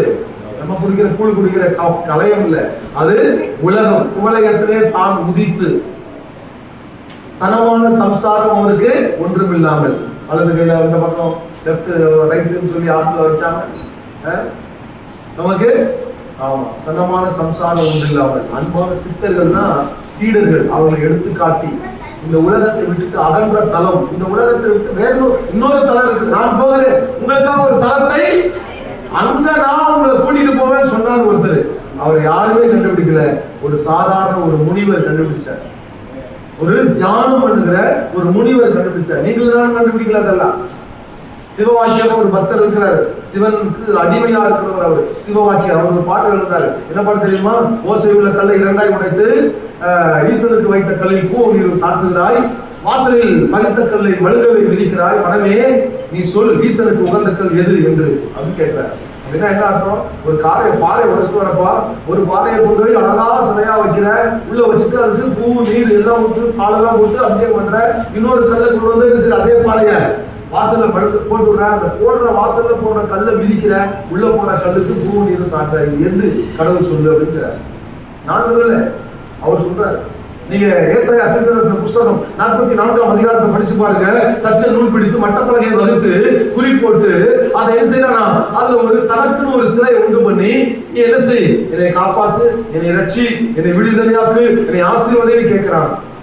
அதுக்குதான் என்ன இல்ல பேச்சு இல்ல, அதுக்கு மூச்சு இல்ல, அதை நம்ம வணங்குறோமே அப்படின்னு அதுல ஒரு சின்ன சின்ன துண்டுகள், மர துண்டுகள் இருக்குல்ல, அந்த மர துண்டை எடுத்து அவன் குளிர் காய்கிறான், இறைச்சியை சமைக்கிறான். இவ்வளவும் செஞ்சுட்டு ஒரு துண்டுல சாமி செஞ்சானே, அந்த சாமியை போய் கும்பிடுறானே, அந்த அளவுக்கு அவனுக்கு என்ன இல்லையா? நான் சொல்லல, பைபிள் சொல்லுது அறிவும் ஸ்வரணையும் இல்லைன்னு சொல்றாங்க. நான் சொல்லல, பைபிள் சொல்லுது. அப்ப என்னன்னா, ஒரு தேடல் இந்த உலகத்துல உண்டாகும் போது அந்த தேடலுக்கு எல்லாம் முக்கியத்துவம் யார் என்று பாத்தீங்கன்னா என்னுடைய ரட்சகராகிய இயேசு கிறிஸ்து மட்டுமே. அல்லேலூயா. நீங்க அவரை தேடி வந்திருக்கீங்க, அவரை ஆராதிக்க வந்திருக்கீங்க. அப்படியான உங்களுக்கு ஒரு பொறுப்பு இருக்கணுமே. அந்த பொறுப்பை தான் ஆண்டவர் எதிர்பார்க்கிறாரு. சும்மா மணி அடிச்சா போதுமா? பிரசாதம் கொடுத்தா போதுமா? நிறைய நேரங்கள் அதைத்தான் செஞ்சுட்டு இருக்கிறோம். அவன் மணி அடிச்சு பிரசாதம் விட்டு போய் போயிட்டு வா அப்படின்னு அனுப்பிடுறான். ஆனா நீங்களும் நானும் அதைத்தான் செய்யறோம். ஆமே, என் ஆத்துமாவே இந்த பாஸ் பழக்கம் முடிச்சிட்டாரு அப்படின்னு நான் வசனம் சொல்றேன். என் ஆத்துமாவே சொல்லுங்க, என் முழு உள்ளமே. ஆமா, நம்ம என்ன செய்யணுமா? தேவ சமூகத்துக்கு வரும்போது நம்முடைய ஆத்துமாவை படைக்கணுமா கர்த்தருக்கு. ஆமென் சொல்லுங்க. நம்ம அதை செய்யறது இல்ல. அப்ப அந்த பொறுப்பை தேவனிடத்துல எதிர்பார்த்தும் அதுல ஒரு மாற்றமும் இல்லாததுனால தான் வேதம் சொல்லுது, நீங்கள் யூதருடைய கட்டுக்கதைகளுக்கும் சத்தியத்தை விட்டு விலகுற மனுஷனுடைய கற்பனைகளுக்கும் செவி கொடாமல். ஆமென், அல்லேலூயா. எங்க போயிடணும்? என் கர்த்தராகிய கிறிஸ்துவை அறிகிற அறிவின் மேன்மைக்காக. ஆமென், அல்லேலூயா. பவுல் சொல்றாரு, என் கர்த்தராகிய கிறிஸ்துவை அறிகிற எந்த மேன்மைக்காக? கர்த்தராகிய கிறிஸ்துவை அறிகிற அந்த அறிவின் மேன்மைக்காக. நமக்கெல்லாம் ஒரு கேள்வி கேட்டா ரொம்ப பிடிக்கவே பிடிக்காது. அறிவு இருக்கான்னு கேட்டா எத்தனை பேருக்கு பிடிக்கும்? சரி, எத்தனை பேர் அறிவு இருக்கான்னு கேட்டா உடனே ஆமான்னு பதில் சொல்லுவீங்க? இதுவரைக்கும் நானும் பார்த்திருக்கிறேன், யாருமே சொல்றது கிடையாது. அறிவு இருக்கான்னு கேட்டா கோபம் தான் வரும் எல்லாருக்குமே. அறிவு இருக்கான்னு கேட்டா உடனே கோபம் வரும். ஏன் கோபம் வரணும்? இருக்குல்ல, சொல்லிக்க வேண்டியது. ஆமா இருக்குன்னு வரவே வராது. யாருக்கையாவது கேட்டு பாருங்களேன், அறிவு இருக்கான்னு யாராவது கேட்டு பாருங்க. பிள்ளையே கேட்டு பாருங்க, கணவனை கேட்டு பாருங்க, மனைவியை கேட்டு பாருங்க. இந்த கேள்வி கேட்டீங்கன்னா யாருமே என்ன செய்ய மாட்டாங்க. ஆமா இருக்குன்னா படத்துல என்ன செய்யணும்? ஆமான்னு சொல்லணும்ல. சொல்ல மாட்டாங்க, சொல்ல மாட்டாங்க. ஏன்னா அவங்களுக்கே டவுட் இருக்கா இல்லை. எல்லாரும் யோசிப்பாங்க, கொஞ்ச நேரம் யோசிப்பாங்க. அதுக்கு பிறகு உனக்கு இருக்கான்னு கேட்பாங்க. கொஞ்ச நேரம் யோசிச்சு எனக்கு இருக்குன்னு சொல்ல மாட்டாங்க. நல்லா புரிஞ்சுக்கிடுங்க, உனக்கு இருக்கான்னு தான் கேட்பாங்க.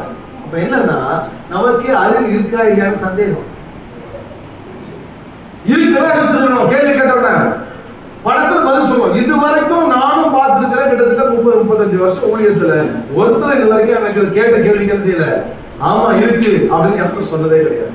ஏன்னா நம்ம வாழ்க்கையில சில விஷயம் நம்ம கிட்ட இல்லைங்கிறத நாம என்ன செய்ய மாட்டோம், ஒத்துக்கவே மாட்டோம். அது குறைவா இருந்தாலும் அதிகமா இருந்தாலும் அதை காமிச்சிக்கவே மாட்டோம். இதுதான் வேதம் சொல்லுது. என்ன சொல்றாரு பாருங்க, நல்லா கவனிங்க. ஆமே, கற்பனைகளுக்கு கட்டுக்கதைகளுக்கு நீ இப்படி செவி கொடுக்காம கர்த்தராகிய கிறிஸ்துவை அறிகிற அறிவின் அந்த வாசனையை வெளிப்படுத்துவதற்காக இந்த கிறிஸ்து உங்களை என்ன செய்திருக்கிறாரு? இந்த மேன்மையான அழைப்புக்காக என்ன சொல்றாரு? சமயம் வாய்த்தாலும் வாய்க்காவிட்டாலும் நீ முதல்ல எப்படி ஜாக்கிரதை. அதாவது அந்த ரெஸ்பான்சிபிலிட்டிங்கிறது அங்கதான் விளங்குகிறது. ரெண்டாவது அடுத்து சொல்றாரு பாருங்க, நீ எல்லா நீடிய சாந்தத்தோடும் உபதேசத்தோடும் கண்டனம் பண்ணி கடிந்து கொண்டு புத்தி சொல்லு. அடுத்த வசனத்துக்கு வாங்க, 3வது வசனம். ஏனென்றால் கவனிங்க, ஏனென்றால் அவர்கள் ஆரோக்கியமான உபதேசத்தை பொறுக்க மனதில்லாமல் செவித்தனை உள்ளவர்களாகி தங்கள் சுய இச்சைகளுக்கு ஏற்ற போதகத்தை தங்களுக்கு திரளாய் சேர்த்துக் கொண்டு. அவங்களுக்கு என்ன செய்யறாங்களா? வசனம் 3 தீமோத்தேயு 4. நீங்க அதுக்குள்ள பைபிளை மூடி வச்சுட்டு எங்க போயிட்டீங்கன்னு நினைக்கிறேன், குர்ஆனுக்கு போயிட்டீங்கன்னு நினைக்கிறேன். அதான் நிறைய பேர் தேடுறாங்க. கவனிங்க, 2 தீமோத்தேயு 4:3. ஏனென்றால் அவர்கள் ஆரோக்கியமான உபதேசத்தை பொறுக்க மனதில்லாமல் செவித்தினை உள்ளவர்களாகி தங்கள் சுய இச்சைகளுக்கு ஏற்ற போதகங்களை செய்யறாங்க, தங்களுக்கு திரளாய் சேர்த்துக் கொண்டு. இப்ப 2வது 6 என்ன அப்படிங்கிறதுனா நமக்கு ரொம்ப முக்கியமானது. இந்த 6 என்பதற்கு மிக முக்கியமான, அதாவது ரெமினிஷ், REMENISH, ரெமினிஸ். இந்த ரெமினிஸ்ங்கிற அடுத்த ஆர் ரொம்ப முக்கியமானது. இது என்னன்னா அனுபவம். இது என்னது? அனுபவம். இந்த ரெமினிஸ்ங்கிறது என்னன்னா அனுபவம். கிறிஸ்தவத்துக்குள்ள நீங்க பாருங்க, அனுபவம் என்கிற ஒரு அமைப்பு, ஒரு ஒரு ஒரு வாழ்க்கை கண்டிப்பா கிறிஸ்தவத்துக்குள்ள செய்து இருக்கு. பழைய ஏற்பாட்டுல நிறைய பரிசுத்தவான்கள் வாழ்ந்தாங்க. நீங்க எபிரேயர் 11ஆம் அதிகாரத்துல நீங்க பாத்தீங்கன்னா, விசுவாசத்தினாலே ஆபேல், விசுவாசத்தினாலே அவன், விசுவாசத்தினாலே இவன், அப்படி கிட்டத்தட்ட ஒரு 17 காரியங்களை சொல்றாரு. நீங்க படிச்சு பாருங்க, உங்களுக்கு தெரியும். 21 இடங்கள்ல விசுவாசத்தினாலே விசுவாசத்தினாலே என்று அங்க மறுபடியும் அதை சொல்லிக்கிட்டே வர்றாரு. இந்த 17 பேரும் நற்சாட்சி பெற்றார்கள் என்று கடைசியில் முடிக்கிறார். இது என்னன்னா, ஒரு விசுவாசத்தை கொண்டு, ஒரே ஒரு விசுவாசத்தை கொண்டு இத்தனை அனுபவசாலிகள் பைபிள்ல இருப்பாங்கன்னா, விசுவாசத்தினால ஒரு பேரு எங்கேயாவது எபிரேயர் நிருபத்துக்கு பிறகு எபிரேயர் நிருபம் 3ஆம் நிருபம் இங்க இருந்து பெருமாள்புரத்துல இருந்து என்ன செய்யலாம், எழுதலாம். விசுவாசத்தினாலே அப்படின்னு இங்க இருக்கிறவங்க பேரெல்லாம் போட முடியுமா? போட முடியுமா? விசுவாசத்தினாலே ஆபேல் தான் செலுத்துகிற பலி கர்த்தருக்கு பிரியமானது என்று அவன் என்ன செய்தான்? விசுவாசத்தினால பலி செலுத்தினான். விசுவாசத்தினால பலி செலுத்தினான். காயினுடைய பலியும் விசுவாசத்தினால தான் செலுத்தப்பட்டச்சா?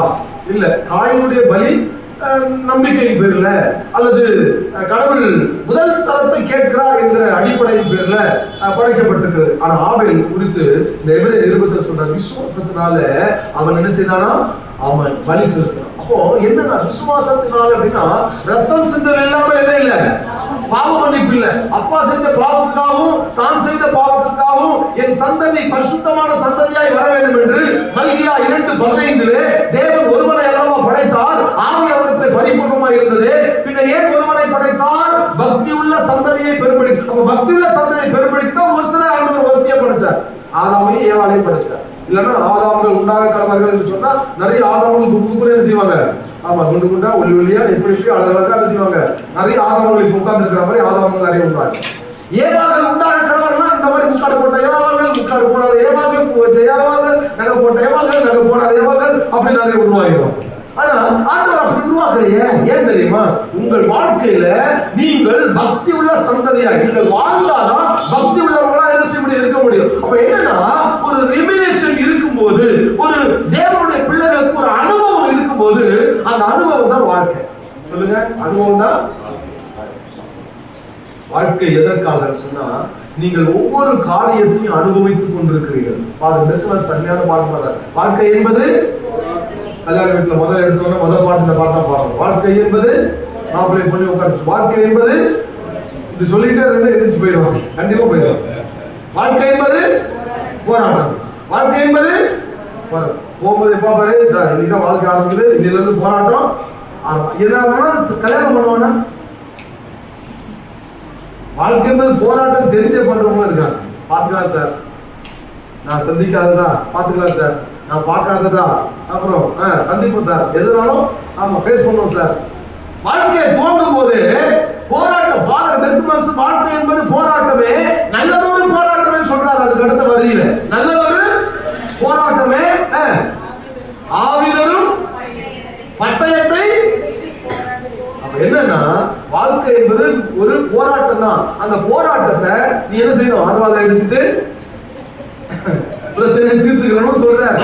ஆமா, அதோட தான் பட்டயத்தோட தான் அந்த பிரச்சனையை தீர்க்கணும், வேற வழி கிடையாது. வாழ்க்கை என்பது போராட்டம் தான். அதாவது போட்டு தள்ள வேண்டிய இடத்துல போட்டு தள்ளு, தாக்க வேண்டிய இடத்துல தாக்கிக்க, அப்புறம் உயிர்ப்பிக்க வேண்டிய இடத்துல உயிர்ப்பிச்சுக்க, இன்னும் காய கட்ட வேண்டிய இடம் ஒண்ணு இருக்குது இல்லையா? சத்திரத்துல கொண்டு போய் அங்க காயங்களை செஞ்சுக்க, கட்டிக்க. குற்றுவாய் கிடைக்க வேண்டிய சூழ்நிலையும் இருக்குது, வாகனத்தை ஏற்க வேண்டிய சூழ்நிலை இருக்குது, பணத்தை கொடுத்து மெடிசன் வாங்கி அவனுக்கு தேவையான கட்டுப்பட வேண்டிய சூழ்நிலையும் இருக்குது. அப்ப வாழ்க்கை என்பது என்னதான்?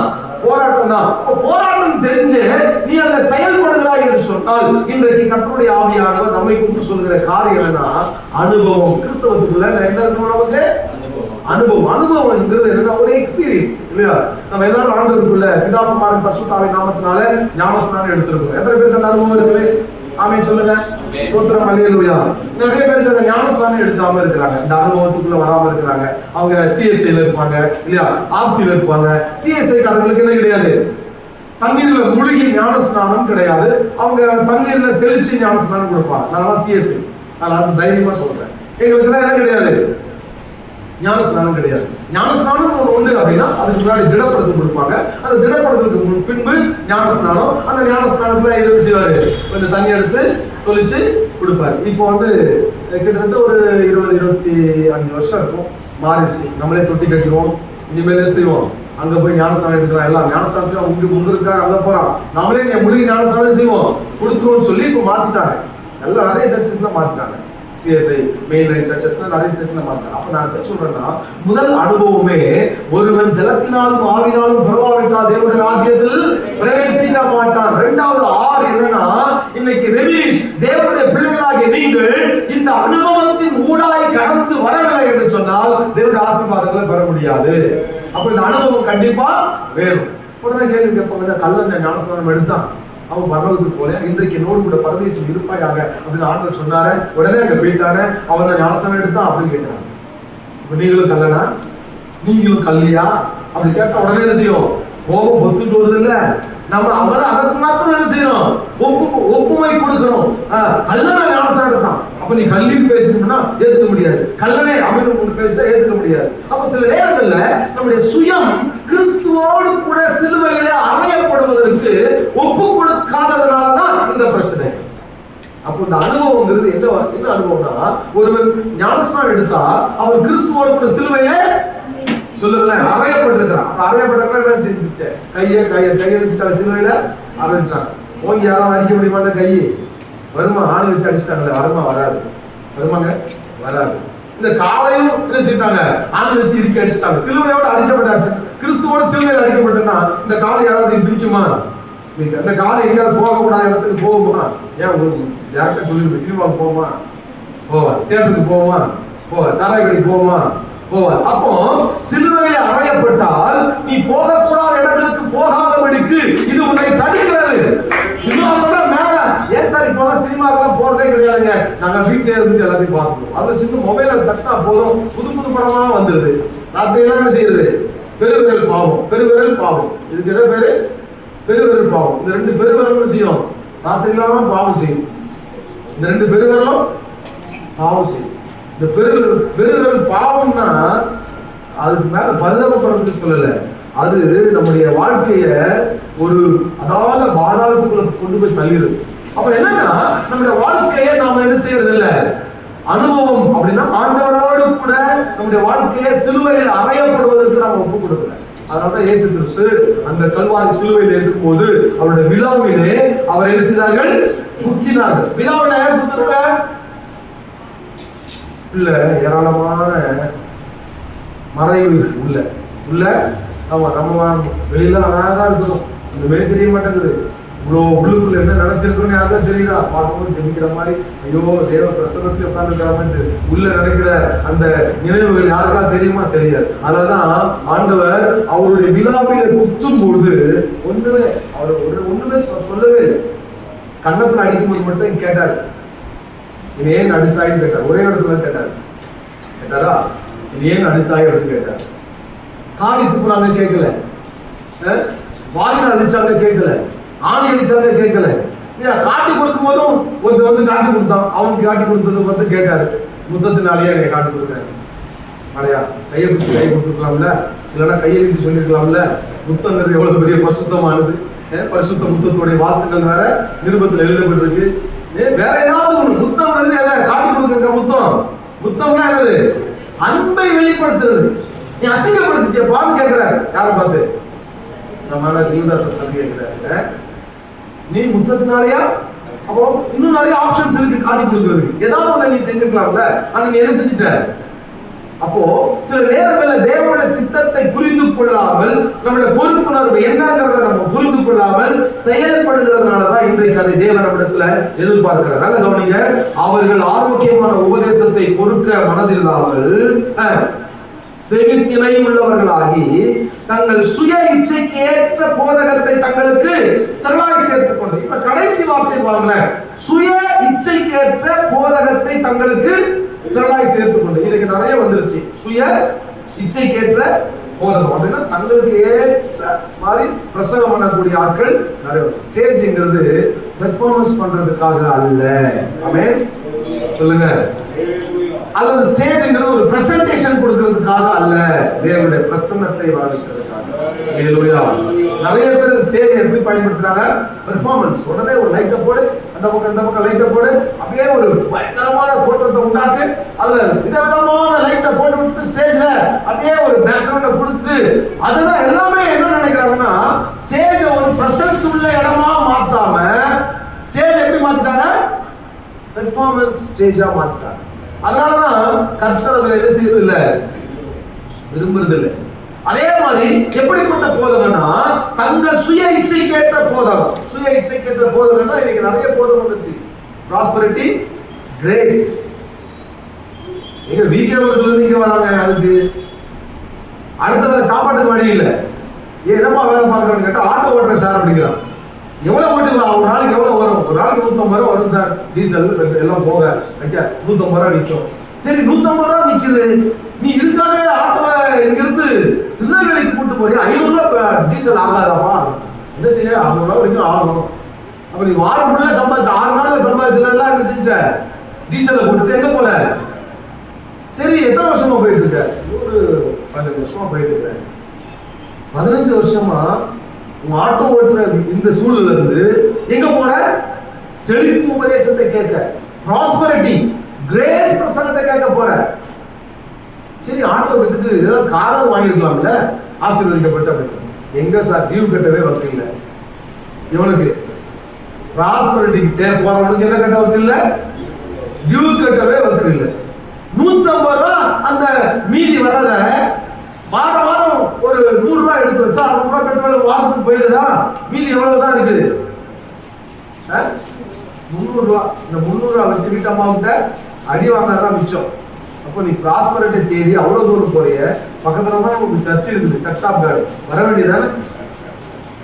பக்கத்துல தான் நமக்கு சர்ச் இருக்கு, இங்க வந்து பிள்ளைகளோடு சேர்ந்து ஆராதிச்சிருக்கலாம்ல அப்படின்னா, என்னமோ தெரியல சார், அங்க போயிட்டோம், அங்க போனதுல இருந்து எங்க வீட்டம்மா அங்கதான் போகணும்னு என்ன செய்யறா சொல்றா. எதுக்கு? ப்ராஸ்பரிட்டி, ஆசீர்வாதம். ஆசீர்வாதம்ங்கிறது நமக்கு எல்லாருக்கும் தேவை. எது ஆசீர்வாதம் அப்படின்னா ஆரோக்கியமான வாழ்வு தான் ஆசீர்வாதம். நீங்க நினைச்சீங்களா வீடு நிறைய பணமும் நகையும் நிறைய பொருளும் இருக்கிறது ஆசீர்வாதம் இல்ல. அதெல்லாம் இருக்கிறவங்க நிறைய பேர் நிம்மதியாக செய்யறது இல்ல, சாப்பிடுறது இல்ல. டைனிங் டேபிள் ஃபுல்லா வச்சிருக்கான், ஒண்ணுமே சாப்பிட மாட்டேங்க. என்னன்னு கேட்டா சுகர் சார், டாக்டர் சாப்பிடக்கூடாது சார், இது யாரும் சாப்பிடலாம், ப்ரெஷர் சார், அதையும் சாப்பிடக்கூடாது. சரி, இதை கூடாது பிடிக்கலாம்ல, அதுவும் டாக்டர் குடிக்க கூடாதுன்னு சொல்லிட்டாரு. ஏன்னா சைனஸ், அதனால என்ன செய்யும்? தனியா உழவும், வேற வழி இல்லை. சரி, மட்டன் மீன் எது எது இருக்கு? ஐயோ அல்சரு, அதெல்லாம் இது கிட்டே வர முடியாது. எதுவுமே என்றது இல்லை, சாப்பிட முடியல. அப்போ நீ ஆசீர்வாதத்தை தேடி உனக்கு எதுவுமே சாப்பிட முடியாம இருக்கிறத விட, ஆமென், கர்த்தருடைய வார்த்தை சொல்லுகிறது, நீ ஆரோக்கியமா இருந்து வெறும் பழையதை குடிச்சா கூட அது உனக்கு ஆசீர்வாதம். அது ஆசீர்வாதம். ஆரோக்கியமான வாழ்வுதான் ஆசீர்வாதமே தவிர உலகத்தில் கிடைக்கிற அவர்கள் தங்கள் சுய இச்சைக்கு ஏற்ற போதகத்தை தங்களுக்கு திரளாய் சேர்த்து கொண்டு இன்றைக்கு அநேகரை வலிவு போக பண்ணுகிறார். வலிவு போக பண்ணுகிறார். சில இடங்கள்ல மலேசியாவில் பார்த்தீங்கன்னா மதுரை ஜனமே என்ன செய்யக்கூடாது, யாரு ஜனமே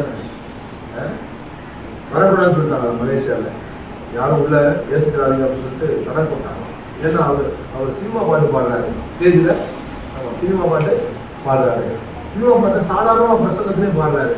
அதே மாதிரி சினிமா பாடல் வந்து பாடுவது தப்பு கிடையாது, அதில் நான் தப்பான வார்த்தையை எடுத்துக்கிறோம், நல்ல வார்த்தை தான் எடுத்துக்கிறோம் அப்படின்னு சொல்லி பேசுறாரு அப்படின்னு சொல்லி நிறைய இஷ்யூ என்ன செஞ்சது கிளம்பு. நான் சொல்றேன், ஆசீர்வாதம் தேவனுடைய மேடைங்கிறது பெர்ஃபார்மன்ஸ் பண்றதுக்காக அல்ல, அது ஒரு பிரசன்டேஷன் பண்ணக்கூடிய இடம் அல்ல, அது தேவ பிரசன்னத்தை கொண்டு வரக்கூடிய இடம். அதனால நீங்க நல்லா புரிஞ்சுக்கணும், இந்த இடத்துல தங்கள் சுய இச்சைக்கு ஏற்ற போதகத்தை யார் திரளாய் சேர்த்துக் கொள்கிறார்களோ அவங்கள இருந்து நீ என்ன செஞ்சணும் புரியும். அதாவது அடுத்த வசனத்தை ரொம்ப முக்கியமா சொன்னாரு, சத்தியத்துக்கு செவியை விலக்கி சாய்ந்து போகும் காலம் வரும். அடுத்த வசனத்துல பாருங்க, நீயோ எல்லாவற்றும் மனத்தெளிவுள்ளவனாய் இரு, தீங்கு அனுபவி, சுவிசேஷனுடைய வேலையை செய், ஊழியத்தை நிறைவேற்று. கடைசியா ஆண்டவர் சொல்ற காரியம் ஊழியத்தை நிறைவேற்று. அந்த ஊழியத்தை நிறைவேற்றுவதற்கு சில வழிமுறைகளை சொல்றாரு. என்ன சொல்றாங்க?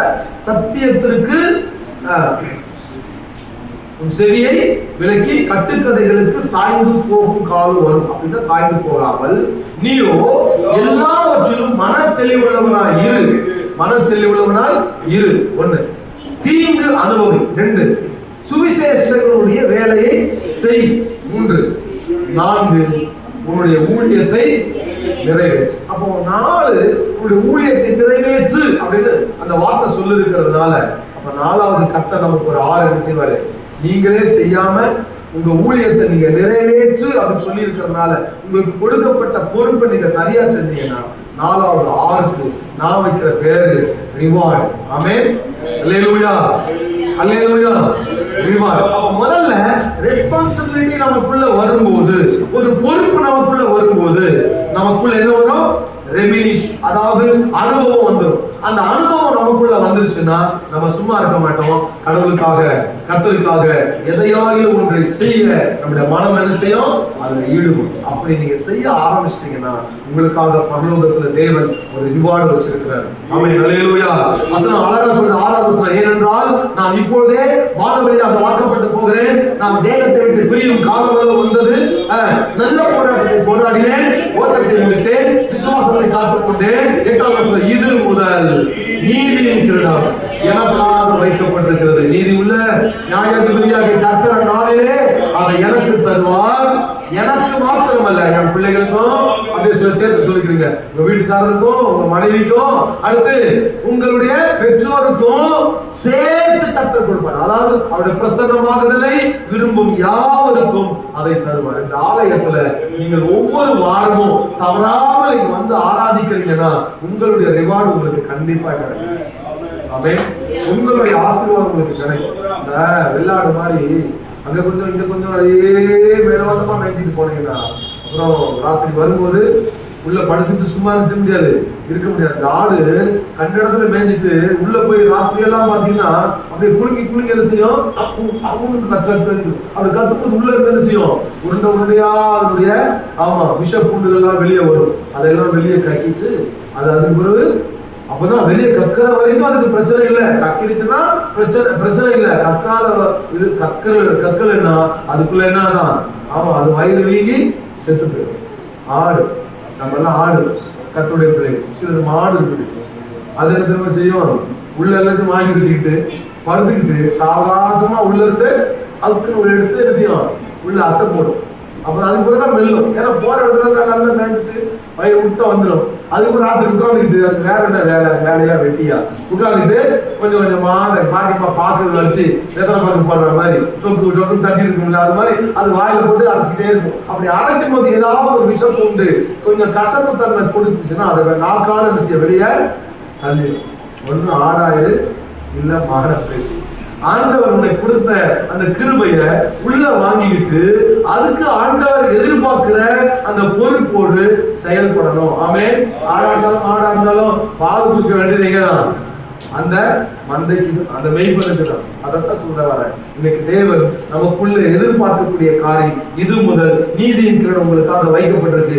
நீதி உள்ள நியாயாதிபதியாக கர்த்தர் நாளில் அதை எங்களுக்கு தந்துடுவார். எனக்கு மாத்திரமல்ல, அவர் பிரசன்னமாக விரும்பும் யாவருக்கும் அதை. எத்தனை பேருக்கு அந்த ஆசீர்வாதம் வேணும்னு விரும்புறீங்க? ஆண்டவரே, நான் எனக்கு கொடுக்கப்பட்ட பொறுப்புல ரெஸ்பான்சிபிலிட்டி என் வாழ்க்கையில சரியான காரியத்தை செய்ய முற்படுவேன்னு சொன்னா எனக்கு ஒரு நல்ல அனுபவமாக ரெமினிஷ் இருக்கும்னா நான் ஆண்டவருக்காக கண்டிப்பா உழைப்பேன், கர்த்தருக்காக வாழ்வேன் அப்படின்னு தீர்மானிச்சீங்கன்னா உங்களுக்கு அந்த ரிவார்டு உங்க தலைக்கு மேல நிக்குது. அல்லேலூயா, அல்லேலூயா.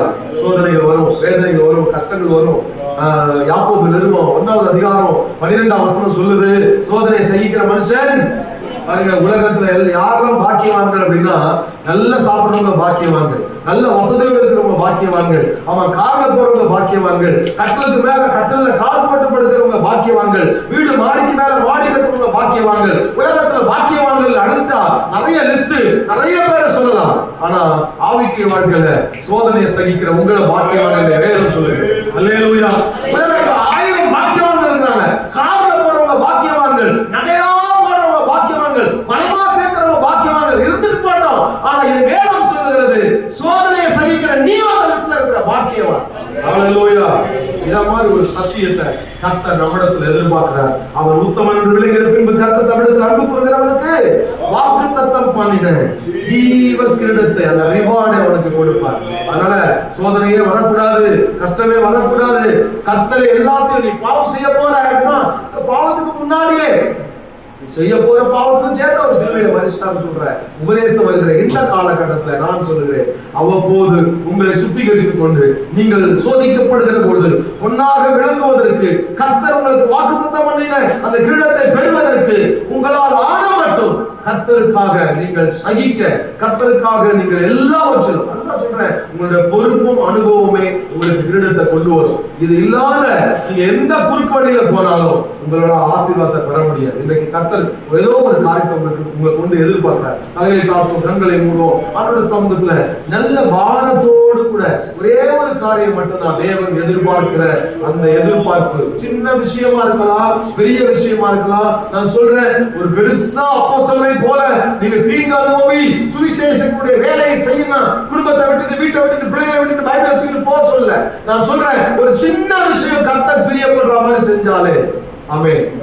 சுவிசேஷம் என்றால் நற்செய்தி என்றால் ஒரு சின்ன சாட்சி தான் உங்க வாழ்க்கையை மாற்றும், உங்க வாழ்க்கையை ஆசீர்வதிக்கும். இந்த காலை வேளையில பரிசுத்த ஆவியானவர் நம்மோடு கூட இடைப்படுகிறார். இந்த இடத்துல நீங்க போகும்போது உங்களை கொண்டு தேவனுடைய சித்தம் என்ன என்ற கேள்வியோடு நீங்க போக போறீங்க. அதுக்கு ஒரு நல்ல பதிலை கர்த்தர் வைத்திருக்கிறார். நீங்கள் எடுக்கிற ஒவ்வொரு பிரயாசத்துக்கும், நீங்கள் சபைக்காக எடுத்தாலும் சரி, உங்க குடும்பத்திற்காக எடுத்தாலும் சரி, உங்க தனிப்பட்ட வாழ்க்கைக்காக எடுத்தாலும் சரி, ஆமென், இந்த 3 R உங்களுக்குள்ள எப்போதும் நிலைத்திருக்கும்படியா ஆவியானவர் இந்த நாளிலே கிரியை செய்ய விரும்புகிறார். நல்ல கரங்களை தட்டி கர்த்தரை மகிமைப்படுத்த பார்க்கலாம். எல்லாரும் நல்ல கரங்களை தட்டி கொண்டேனும் கர்த்தரை ஸ்தோத்திரம் பண்ணுங்க. நல்ல கர்த்தரை ஸ்தோத்திரம் பண்ணுங்க. ஆண்டவரை துதிக்கிறதுக்கு வெட்கப்படாதீங்க. கை தட்டுறது எனக்கு இல்லைங்க, நீங்க கர்த்தருக்கு கை தட்டுறீங்க. ஆமென். உங்களுக்கு கொடுக்கப்பட்ட பொறுப்புக்காக கை தட்டுறீங்க, உங்களுக்கு கொடுக்கப்பட்ட அனுபவத்துக்காக கை தட்டுறீங்க, உங்களுக்கு மேல தலையில வைக்கப்பட்ட ரிவார்டுக்காக கை தட்டுறீங்க. ஆண்டவர் இயேசு இன்றைக்கு அந்த பலனை உங்களுக்கு கொடுக்க போகிறார். உலகத்துல உபத்திரம் உண்டு, பாடுகள் உண்டு, வேதனை உண்டு, துக்கம் உண்டு, கஷ்டம் உண்டு. அதெல்லாம் வேதம் சொல்லுது, சோதனையை சகிக்கிற உன்னைத்தான் பாக்கியவானாய் கர்த்தர் பார்க்கிறார். இவ்வளவு தூரம் கடந்து வந்துட்டோம், இவ்வளவு தூரம் இந்த பாடுகளை கடந்து வந்துட்டோம். இந்த சூழ்நிலையிலும் என்னை ஆண்டவர் நேசிக்கிறாரா? இந்த நிலைமையிலும் என்னை நடத்துவாரா? இந்த நிலைமையிலும், இந்த சூழ்நிலையிலும் என்னை கைவிட்டுவாரோ, கைவிட மாட்டாரோ என்று எண்ணிக்கொண்டிருக்கிற உங்கள் வாழ்க்கையில அவர் சொல்லுகிறார், நான் உன்னை விட்டு விலகுவதில்லை, உன்னை கைவிடுவதில்லை. இவ்வளவு பாடுகளை சகிச்சதுனால, இவ்வளவு கஷ்டத்துக்குள்ள கடந்து வந்ததுனால உனக்காக வைத்திருக்கிற ரிவார்டை கொடுக்கிற வரைக்கும், அதை நீ பெறுகிற வரைக்கும் நான் உன்னை விட்டு விலகுவதும் இல்லை, உன்னை கைவிடுவதும் இல்லை என்று சொல்லி ஆலோசனை கொடுத்து நடத்துகிற கர்த்தர் நல்ல தேவனாய் நம்மோடு கூட இருக்கிறார். நல்ல பிதாவே, அருமையான பிள்ளைக்காக நன்றி சொல்லுங்கள். இந்த வார்த்தையை கேட்ட அருமையான தேவ பிள்ளைகளை கர்த்தர் ஆசீர்வதிக்கிறார். ஆண்டவரே, இந்த வசனத்தை பிரசங்கித்த அடியேனை கர்த்தர் நினைத்தருளினார். கர்த்தாவே, நாங்கள் உமக்காக ஏதோ ஒன்றை செய்ய வேண்டும் என்று சொல்லி அழைக்கப்பட்டோம், பிடிக்கப்பட்டோம், தெரிந்து கொள்ளப்பட்டோம். எங்களை கொண்டு தேவன் விரும்புகிற அந்த நோக்கம் நிறைவேறுவதற்காக எங்களை அர்ப்பணிக்கிறோம். சின்ன காரியமானாலும் நீர் எதை செய்ய, எங்களை கொண்டு எதை நிறைவேற்ற விரும்புகிறீர்களோ அதை நிறைவேற்ற எங்களுக்கு மனதை தான், எங்கள் இருதயத்தில் அப்படிப்பட்ட சிந்தையை தான். நாங்கள் விருதாவாக பிரயாசப்படாதபடி, வீணாவாக ஓடாதபடி எங்களுக்கு கொடுக்கப்பட்ட அந்த பிரயோஜனத்தை நாங்கள் அடைந்து, நாங்கள் பொறுப்போடும் அனுபவத்தோடும் எங்கள் ஊழியத்தை நிறைவேற்ற கிருபைதான். இங்கே வந்திருக்கிற பிள்ளைகள் குடும்ப வாழ்க்கையிலும், தனிப்பட்ட வாழ்க்கையிலும், ஆண்டவரே, சமுதாயத்திலும் சபையிலும் கூட நல்ல பொறுப்புள்ளவர்களாய் என்னுடைய பிள்ளைகளை மாற்ற வேண்டும் கலந்து ஒப்புக் கொடுக்கிறோம். நீர் அளிக்கும் ஆசீர்வாதம் பிள்ளைகளுக்கு உண்டாகும்.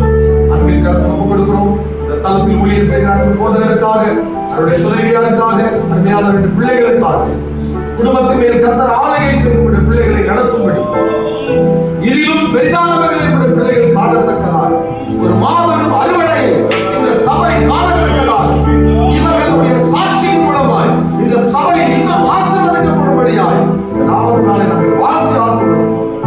3 நாட்கள் கூட்டங்களில் பரிசுத்த ஆவியானவர் பிள்ளைகளை அநேக வார்த்தையின் மூலமாய் ஆறுதல் படுத்தி அதற்கான ஸ்தோத்திரம். சத்தியத்தையும் அறிவீர்கள், சத்தியம் உங்களை விடுதலையாக்குகின்ற வார்த்தையின்படி இந்த ஆராதனை வேளையில் நீங்கள் சத்தியத்தை கேட்டு உங்களுடைய பிள்ளைகளின் செவிகளை திறக்கிறதற்காக சொல்கிறோம். மாலை கூட்டங்களுக்காக ஜெபிக்கிறோம். ஆசீர்வதியும். மாலை கூட்டங்களில் கர்த்தர்களோடு பேசும். உங்களுடைய தாசரை கொண்டு கர்த்தர் வெளிப்படுகிறார் என்று நாங்கள் ஜெபிக்கிறோம். அன்பின் கூட்டத்தின் எல்லா தேவைகளையும் கர்த்தர் சந்திக்கிறார். சகல பரிபூர்ண ஆசீர்வாதங்களை கலந்துகிறார். எல்லாவற்றையும் பொறுப்பெடுத்து வழிநடத்தி காக்க வேண்டும். மீட்பரும் இரட்சகருமாகிய இயேசு கிறிஸ்துவின் நாமத்தில் வேண்டிக் கொள்கிறோம். ஜீவனுள்ள நல்ல பிதாவே.